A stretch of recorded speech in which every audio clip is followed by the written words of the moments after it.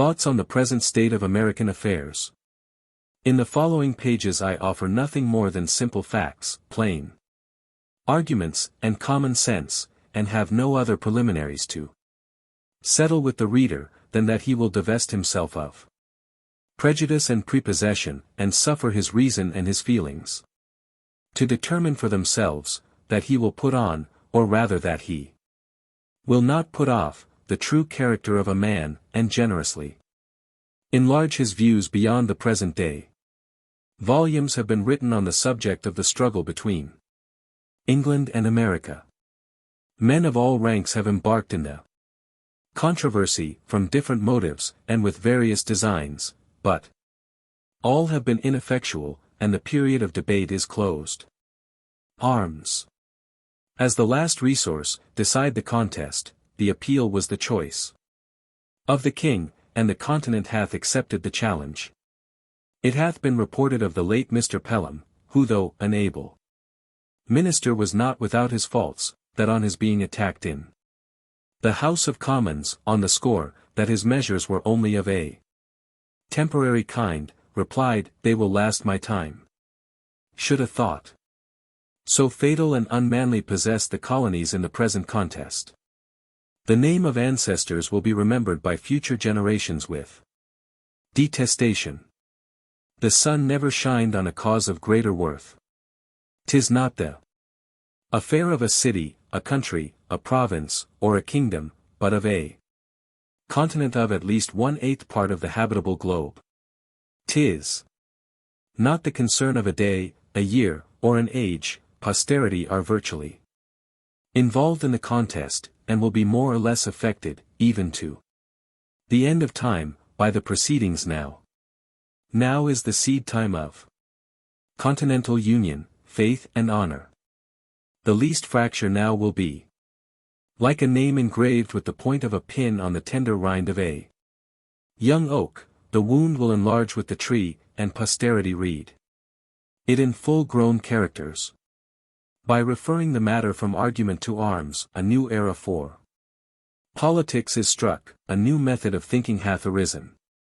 All plans, proposals, and prior to the 19th of April, i.e. to the commencement of hostilities, are like the almanacs of the last year, which, though proper then, are superseded and useless now. Whatever was advanced by the advocates on either side of the question then terminated in one and the same point, viz. a union with Great Britain. The only difference between the parties was the method of effecting it, the one proposing force, the other friendship, but it hath so far happened that the first hath failed, and the second hath withdrawn her influence.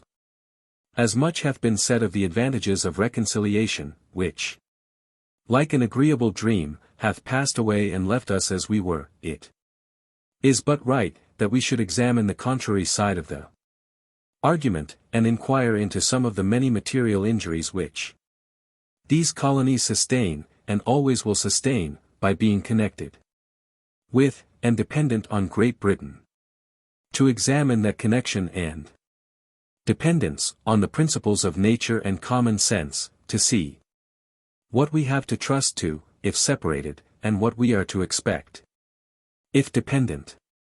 I have heard it asserted by some, that as America hath flourished under her former connection with Great Britain, that the same connection is necessary towards her future happiness, and will always have the same effect.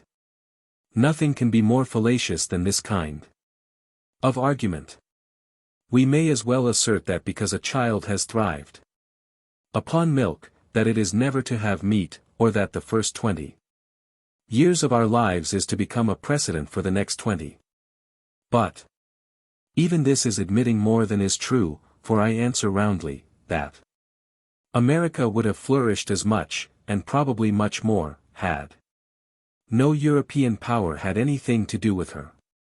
The commerce, by which she hath enriched herself, are the necessaries of life, and will always have a market while eating is the custom of Europe. But she has protected us, say some.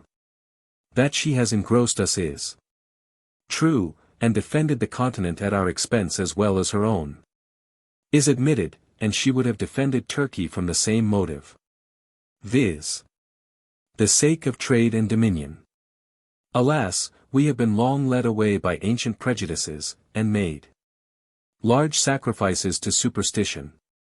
We have boasted the protection of Great Britain, without considering that her motive was interest not attachment, that she did not protect us from our enemies on our account, but from her enemies on her own account, from those who had no quarrel with us on any other account, and who will always be our enemies on the same account. Let Britain waive her pretensions to the continent, or the continent throw off the dependence, and we should be at peace with France and Spain were they at war with Britain. The miseries of Hanover last war ought to warn us against connections. It has lately been asserted in Parliament, that the colonies have no relation to each other but through the parent country, i.e. that Pennsylvania and the Jerseys, and so on for the rest, are sister colonies by the way of England. This is certainly a very roundabout way of proving relationship, but it is the nearest and only true way of proving enemyship, if I may so call it. France and Spain never were, nor perhaps ever will be our enemies as Americans, but as our being the subjects of Great Britain. But Britain is the parent country, say some. Then the more shame upon her conduct. Even brutes do not devour their young, nor savages make war upon their families, wherefore the assertion, if true, turns to her reproach, but it happens not to be true, or only partly so, and the phrase parent or mother country hath been Jesuitically adopted by the king and his parasites, with a low papistical design of gaining an unfair bias on the credulous weakness of our minds. Europe, and not England, is the parent country of America. This new world hath been the asylum for the persecuted lovers of civil and religious liberty from every part of Europe. Hither have they fled. Not from the tender embraces of the mother, but from the cruelty of the monster, and it is so far true of England, that the same tyranny which drove the first emigrants from home, pursues their descendants. Still, in this extensive quarter of the globe, we forget the narrow limits of 360 miles, the extent of England, and carry our friendship on a larger scale. We claim brotherhood with every European Christian, and triumph in the generosity of the sentiment. It is pleasant to observe by what regular gradations we surmount the force of local prejudice, as we enlarge our acquaintance with the world.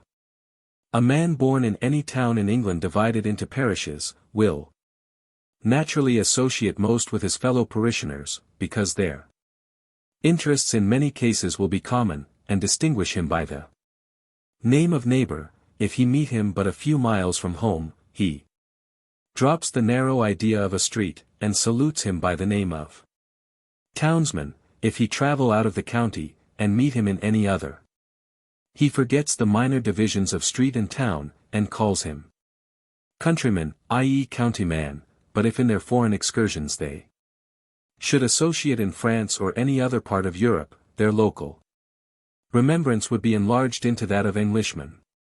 And by a just parity of reasoning, all Europeans meeting in America, or any other quarter of the globe, are countrymen, for England, Holland, Germany, or Sweden, when compared with the whole, stand in the same places on the larger scale, which the divisions of street, town, and county do. On the smaller ones, distinctions too limited for continental minds. Not 1/3 of the inhabitants, even of this province, are of English descent. Wherefore I reprobate the phrase of parent or mother country applied to England only, as being false, selfish, narrow and ungenerous. But admitting that we were all of English descent, what does it amount to? Nothing. Britain, being now an open enemy, extinguishes every other name and title, and to say that reconciliation is our duty, is truly farcical. The first king of England, of the present line, William the Conqueror, was a Frenchman, and half the peers of England are descendants from the same country. Therefore, by the same method of reasoning, England ought to be governed by France. Much hath been said of the united strength of Britain and the colonies, that in conjunction they might bid defiance to the world. But this is mere presumption. The fate of war is uncertain, neither do the expressions mean anything, for this continent would never suffer itself to be drained of inhabitants, to support the British arms in either Asia, Africa, or Europe. Besides, what have we to do with setting the world at defiance? Our plan is commerce, and that, well attended to, will secure us the peace and friendship of all Europe, because it is the interest of all Europe to have America a free port. Her trade will always be a protection, and her barrenness of gold and silver secure her from invaders. I challenge the warmest advocate for reconciliation, to shew a single advantage that this continent can reap, by being connected with Great Britain. I repeat the challenge, not a single advantage is derived. Our corn will fetch its price in any market in Europe. And our imported goods must be paid for by them where we will. But the injuries and disadvantages we sustain by that connection are without number, and our duty to mankind at large as well as to ourselves, instruct us to renounce the alliance, because any submission to, or dependence on Great Britain, tends directly to involve this continent in European wars and quarrels, and sets us at variance with nations, who would otherwise seek our friendship, and against whom, we have neither anger nor complaint. As Europe is our market for trade, we ought to form no partial connection with any part of it. It is the true interest of America to steer clear of European contentions, which she never can do, while by her dependence on Britain, she is made the makeweight in the scale of British politics. Europe is too thickly planted with kingdoms to be long at peace, and whenever a war breaks out between England and any foreign power, the trade of America goes to ruin, because of her connection with Britain. The next war may not turn out like the last, and should it not, the advocates for reconciliation now will be wishing for separation then, because neutrality in that case would be a safer convoy than a man of war. Everything that is right or natural pleads for separation. The blood of the slain, the weeping voice of nature cries, 'tis time to part. Even the distance at which the Almighty hath placed England and America, is a strong and natural proof, that the authority of the one, over the other, was never the design of heaven. The time likewise at which the continent was discovered, adds weight to the argument, and the manner in which it was peopled increases the force of it. The Reformation was preceded by the discovery of America, as if the Almighty graciously meant to open a sanctuary to the persecuted in future years, when home should afford neither friendship nor safety. The authority of Great Britain over this continent is a form of government, which sooner or later must have an end, and a serious mind can draw no true pleasure by looking forward, under the painful and positive conviction, that what he calls the present Constitution is merely temporary. As parents, we can have no joy, knowing that this government is not sufficiently lasting to ensure anything which we may bequeath to posterity, and by a plain method of argument, as we are running the next generation into debt, we ought to do the work of it, otherwise we use them meanly and pitifully. In order to discover the line of our duty rightly, we should take our children in our hand, and fix our station a few years farther into life, that eminence will present a prospect which a few present fears and prejudices conceal from our sight. Though I would carefully avoid giving unnecessary offense, yet I am inclined to believe, that all those who espouse the doctrine of reconciliation may be included within the following descriptions. Interested men, who are not to be trusted, weak men, who cannot see. Prejudiced men, who will not see, and a certain set of moderate men, who think better of the European world than it deserves, and this last class, by an ill-judged deliberation, will be the cause of more calamities to this continent, than all the other three. It is the good fortune of many to live distant from the scene of sorrow. The evil is not sufficient brought to their doors to make them feel the precariousness with which all American property is possessed. But let our imaginations transport us for a few moments to Boston. That seat of wretchedness will teach us wisdom, and instruct us forever to renounce a power in whom we can have no trust. The inhabitants of that unfortunate city, who but a few months ago were in ease and affluence, have now no other alternative than to stay and starve, or turn out to beg, endangered by the fire of their friends if they continue within the city, and plundered by the soldiery if they leave it. In their present condition they are prisoners without the hope of redemption, and in a general attack for their relief, they would be exposed to the fury of both armies. Men of passive tempers look somewhat lightly over the offences of Britain, and, still hoping for the best, are apt to call out, "Come, come, we shall be friends again, for all this." But examine the passions and feelings of mankind, bring the doctrine of reconciliation to the touchstone of nature, and then tell me whether you can hereafter love, honor, and faithfully serve the power that hath carried fire and sword into your land. If you cannot do all these, then are you only deceiving yourselves, and by your delay bringing ruin upon posterity. Your future connection with Britain, whom you can neither love nor honor, will be forced and unnatural, and being formed only on the plan of present convenience, will in a little time fall into a relapse more wretched than the first. But if you say, you can still pass the violations over, then I ask, hath your house been burnt? Hath your property been destroyed before your face? Are your wife and children destitute of a bed to lie on, or bread to live on? Have you lost a parent or a child by their hands, and yourself the ruined and wretched survivor? If you have not, then are you not a judge of those who have? But if you have, and still can shake hands with the murderers, then are you unworthy of the name of husband, father, friend, or lover, and whatever may be your rank or title in life, you have the heart of a coward, and the spirit of a sycophant.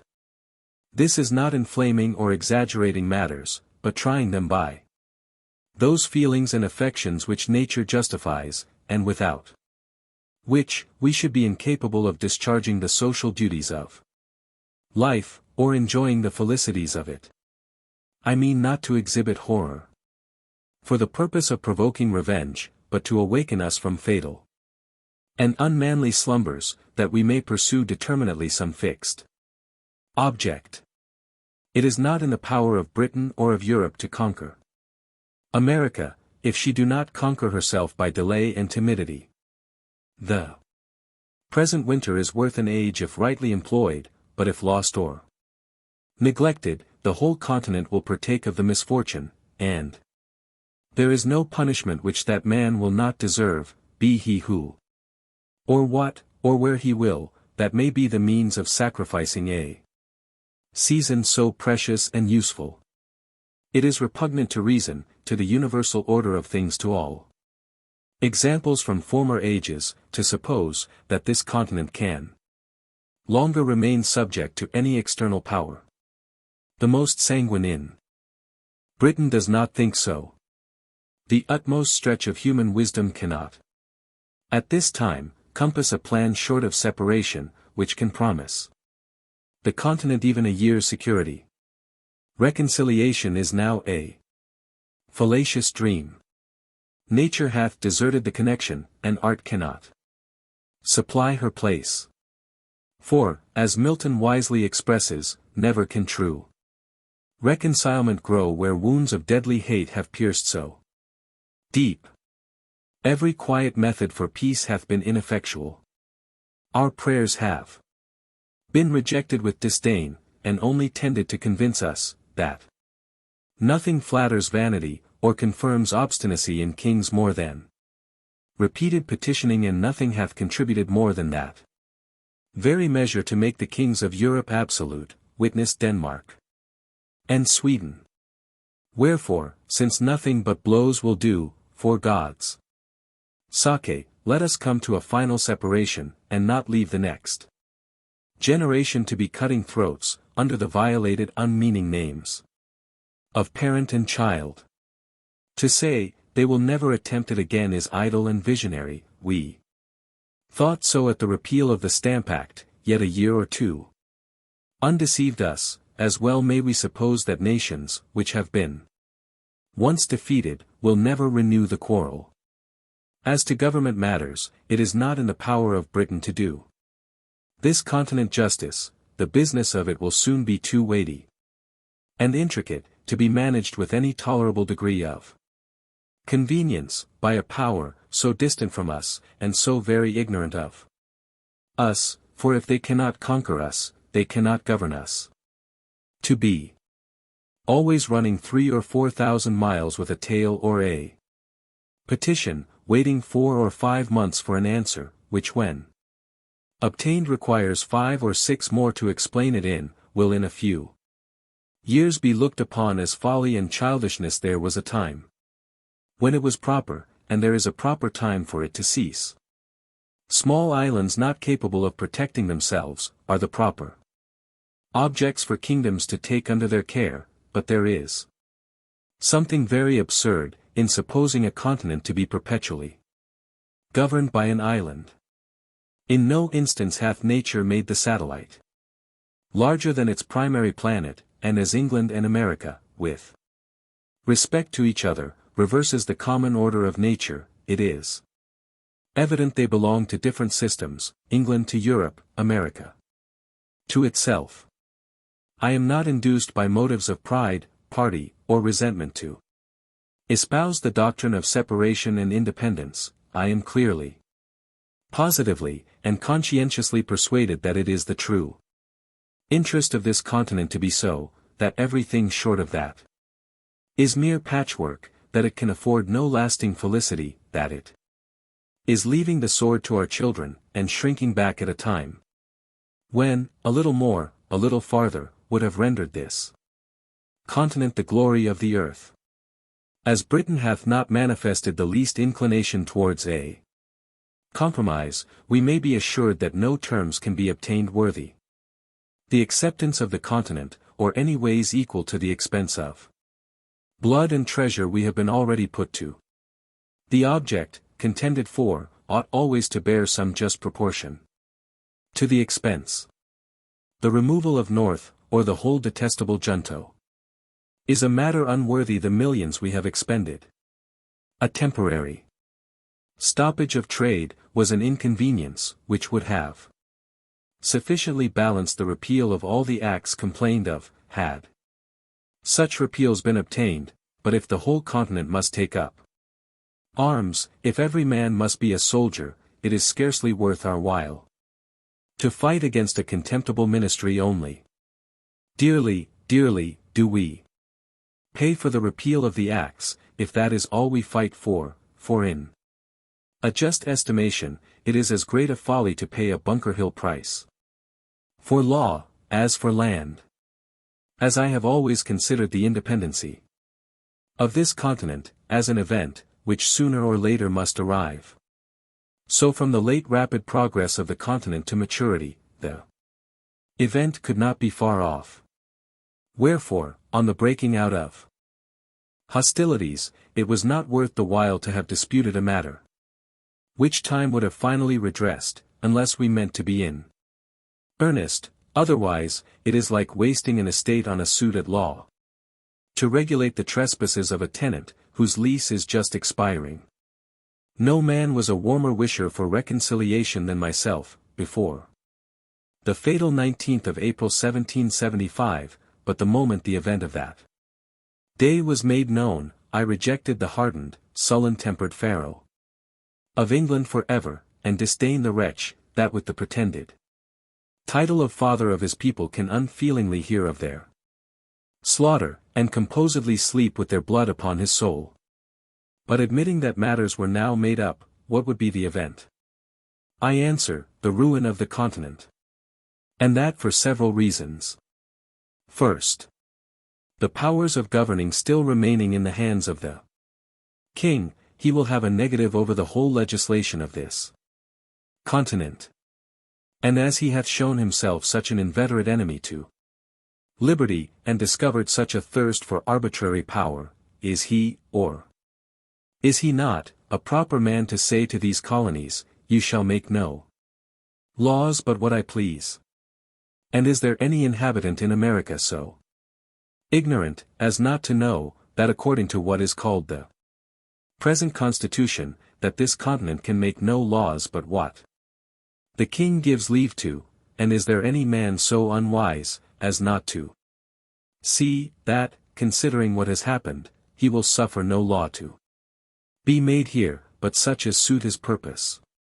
We may be as effectually enslaved by the want of laws in America, as by submitting to laws made for us in England.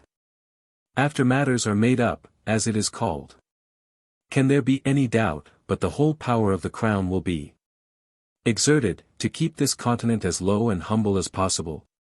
Instead of going forward we shall go backward, or be perpetually quarreling or ridiculously petitioning, we are already greater than the king wishes us to be, and will he not hereafter endeavor to make us less?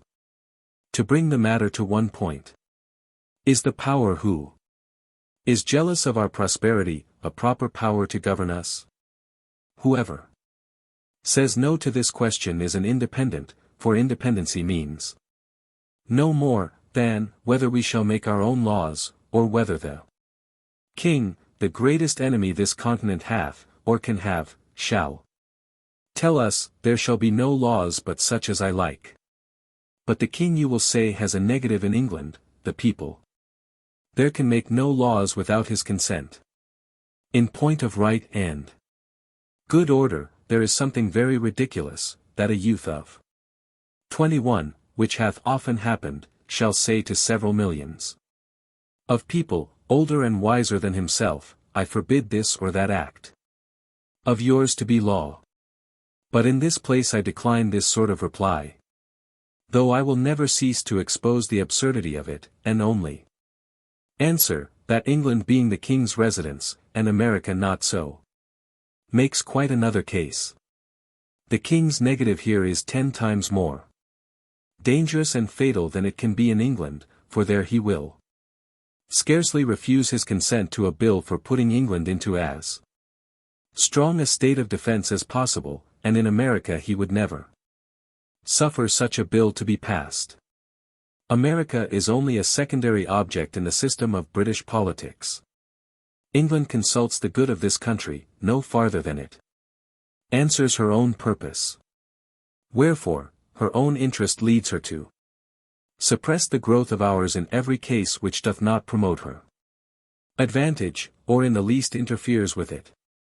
A pretty state we should soon be in under such a second-hand government, considering what has happened. Men do not change from enemies to friends by the alteration of a name, and in order to shew that reconciliation now is a dangerous doctrine, I affirm, that it would be policy in the king at this time, to repeal the acts for the sake of reinstating himself in the government of the provinces, in order, that he may accomplish by craft and subtlety, in the long run, what he cannot do by force and violence in the short one. Reconciliation and ruin are nearly related. Secondly, that as even the best terms, which we can expect to obtain, can amount to no more than a temporary expedient, or a kind of government by guardianship, which can last no longer than till the Colonies come of age, so the general face and state of things, in the interim, will be unsettled and unpromising. Emigrants of property will not choose to come to a country whose form of government hangs but by a thread, and who is every day tottering on the brink of commotion and disturbance, and numbers of the present inhabitants would lay hold of the interval, to dispense of their effects, and quit the continent.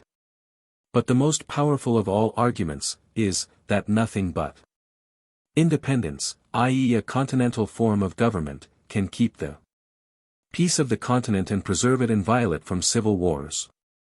I dread the event of a reconciliation with Britain now, as it is more than probable, that it will be followed by a revolt somewhere or other, the consequences of which may be far more fatal than all the malice of Britain.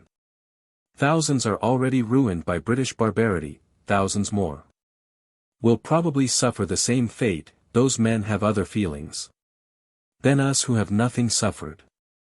All they now possess is liberty. What they before enjoyed is sacrificed to its service, and having nothing more to lose, they disdain submission. Besides, the general temper of the colonies, towards a British government, will be like that of a youth, who is nearly out of his time.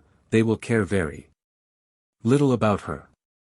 And a government which cannot preserve the peace is no government at all, and in that case we pay our money for nothing. And pray, what is it that Britain can do, whose power will be wholly on paper, should a civil tumult break out the very day after reconciliation? I have heard some men say, many of whom I believe spoke without thinking, that they dreaded an independence, fearing that it would produce civil wars. It is but seldom that our first thoughts are truly correct, and that is the case here, for there are 10 times more to dread from a patched-up connection than from independence. I make the sufferer's case my own, and I protest that were I driven from house and home, my property destroyed, and my circumstances ruined, that as man, sensible of injuries, I could never relish the doctrine of reconciliation, or consider myself bound thereby. The colonies have manifested such a spirit of good order and obedience to continental government, as is sufficient to make every reasonable person easy and happy on that head. No man can assign the least pretense for his fears, on any other grounds, than such as are truly childish and ridiculous, viz. that one colony will be striving for superiority over another. Where there are no distinctions there can be no superiority. Perfect equality affords no temptation. The republics of Europe are all, and we may say always, in peace. Holland and Switzerland are without wars, foreign or domestic. Monarchical governments, it is true, are never long at rest. The crown itself is a temptation to enterprising ruffians at home, and that degree of pride and insolence ever attendant on regal authority, swells into a rupture with foreign powers, in instances where a republican government, by being formed on more natural principles, would negotiate the mistake. If there is any true cause of fear respecting independence, it is because no plan is yet laid down. Men do not see their way out. Wherefore, as an opening into that business, I offer the following hints, at the same time modestly affirming, that I have no other opinion of them myself, than that they may be the means of giving rise to something better. Could the straggling thoughts of individuals be collected, they would frequently form materials for wise and able men to improve into useful matter. Let the assemblies be annual, with a president only. The representation more equal. Their business wholly domestic, and subject to the authority of a continental congress. Let each colony be divided into 6, 8, or 10, convenient districts, each district to send a proper number of delegates to Congress, so that each colony send at least 30 The whole number in Congress will be at least 390. Each Congress to sit and to choose a president by the following method. When the delegates are met, let a colony be taken from the whole 13 colonies by lot, after which, let the whole Congress choose, by ballot, a president from out of the delegates of that province. In the next Congress, let a colony be taken by lot from 12 only, omitting that colony from which the president was taken in the former Congress, and so proceeding on till the whole 13 shall have had their proper rotation. And in order that nothing may pass into a law but what is satisfactorily just, not less than 3/5 of the Congress to be called a majority, he that will promote discord, under a government so equally formed as this, would have joined Lucifer in his revolt. But as there is a peculiar delicacy, from whom, or in what manner, this business must first arise, and as it seems most agreeable and consistent that it should come from some intermediate body between the governed and the governors, that is, between the Congress and the people, let a continental conference be held, in the following manner, and for the following purpose. A committee of 26 members of Congress, viz. 2 for each colony. 2 members from each House of Assembly, or provincial convention, and 5 representatives of the people at large, to be chosen in the capital city or town of each province, for, and in behalf of the whole province, by as many qualified voters as shall think proper to attend from all parts of the province for that purpose, or, if more convenient, the representatives may be chosen in 2 or 3 of the most populous parts thereof. In this conference, thus assembled, will be united, the 2 grand principles of business, knowledge and power.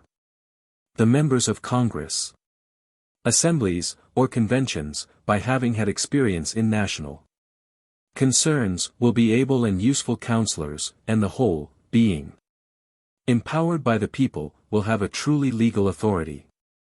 The conferring members being met, let their business be to frame a continental charter, or charter of the United Colonies, answering to what is called the Magna Carta of England, fixing the number and manner of choosing members of Congress, members of Assembly, with their date of sitting, and drawing the line of business and jurisdiction between them, always remembering that our strength is continental, not provincial.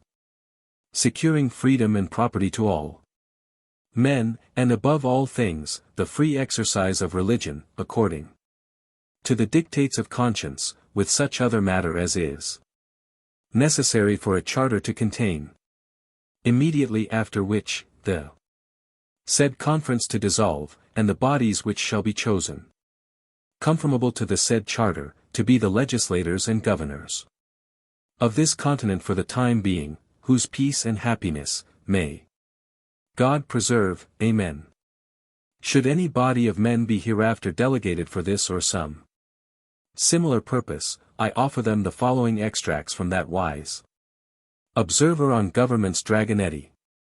The science, says he, of the politician consists in fixing the true point of happiness and freedom. Those men would deserve the gratitude of ages, who should discover a mode of government that contained the greatest sum of individual happiness, with the least national expense. Dragonetti on Virtue and Rewards. But where says some is the King of America? I'll tell you, friend, he reigns above, and doth not make havoc of mankind like the royal brood of Britain.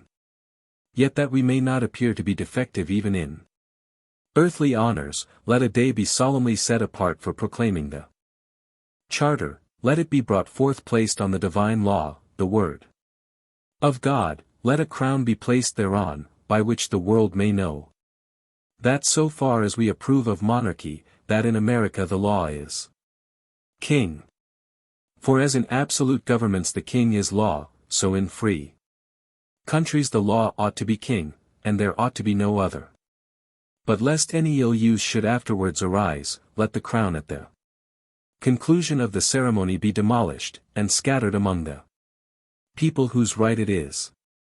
A government of our own is our natural right, and when a man seriously reflects on the precariousness of human affairs, he will become convinced that it is infinitely wiser and safer to form a constitution of our own in a cool deliberate manner, while we have it in our power, than to trust such an interesting event to time and chance.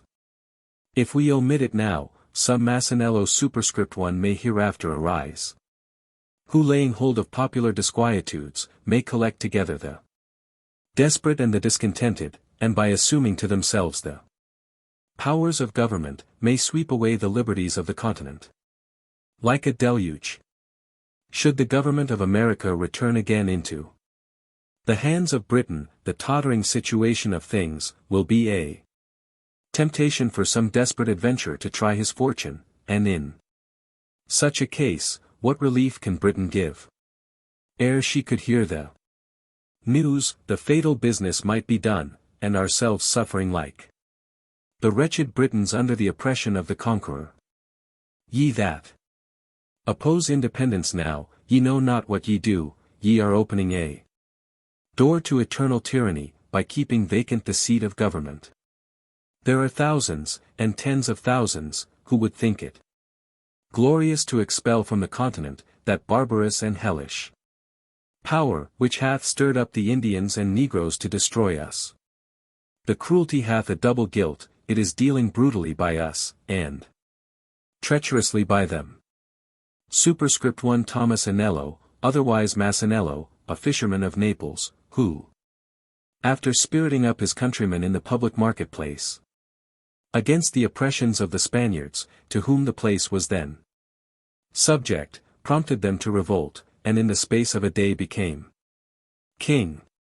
To talk of friendship with those in whom our reason forbids us to have faith, and our affections wounded through 1,000 pores instruct us to detest, is madness and folly. Every day wears out the little remains of kindred between us and them, and can there be any reason to hope, that as the relationship expires, the affection will increase, or that we shall agree better, when we have 10 times more and greater concerns to quarrel over than ever? Ye that tell us of harmony and reconciliation, can ye restore to us the time that is past? Can ye give to prostitution its former innocence? Neither can ye reconcile Britain and America. The last cord now is broken, the people of England are presenting addresses against us. There are injuries which nature cannot forgive, she would cease to be nature if she did.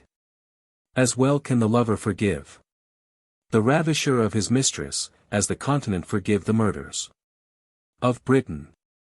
The Almighty hath implanted in us these unextinguishable feelings for good and wise purposes. They are the guardians of His image in our hearts. They distinguish us from the herd of common animals.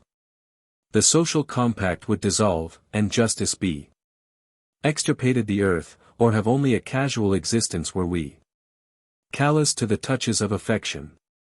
The robber, and the murderer, would often escape unpunished, did not the injuries which our tempers sustain, provoke us into justice. O ye that love mankind! Ye that dare oppose, not only the tyranny, but the tyrant, stand forth. Every spot of the old world is overrun with oppression. Freedom hath been hunted round the globe. Asia, and Africa, have long expelled her. Europe regards her like a stranger. And England hath given her warning to depart. O! Receive the fugitive, and prepare in time an asylum for mankind.